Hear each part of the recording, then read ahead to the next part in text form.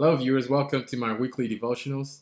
Today, I just want to put out a short, encouraging word for somebody out there who may be struggling with fear, with anxiety, with depression, and all the dark things that tend to come along with that.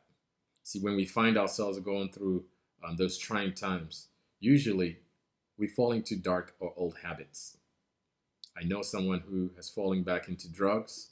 I know somebody who cheated on his wife just through that stress and the anxiety of this time. And that's why I want to encourage you, when you fall, fall on your knees. When you stumble, stumble forward.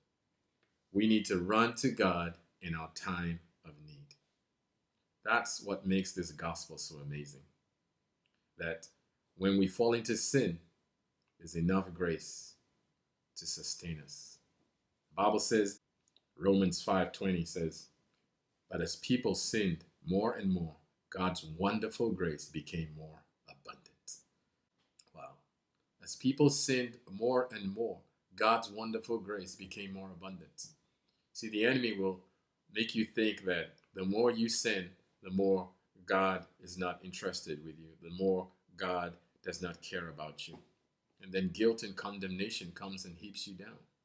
But I want to encourage you that the more you sin, the more God cries out and yearns to bring you back to that place of restoration and holiness. So I want to encourage you not to let the challenges of life weigh you down, not to let your guilt and condemnation stop you from walking into God's restoration. When you fall on your knees. And when you stumble forward. Hebrews 4:15 verse 16 says, for we do not have a high priest who is unable to sympathize with our weaknesses, but one who in every respect has been tempted as we are, yet without sin. Let us then with confidence draw near to the throne of grace, that we may receive mercy and find grace to help in time of need. There is enough grace to help in time of need. Somebody needs to hear that today.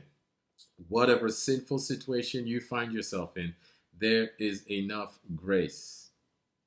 No matter how far you think you've walked away from God, there is enough grace. And my prayer today is that God will shine his light. God will release his grace in every dark situation you find yourself in and bring you back into his loving arms. Run to God in your time of need and experience this wonderful grace, even in a time of sin.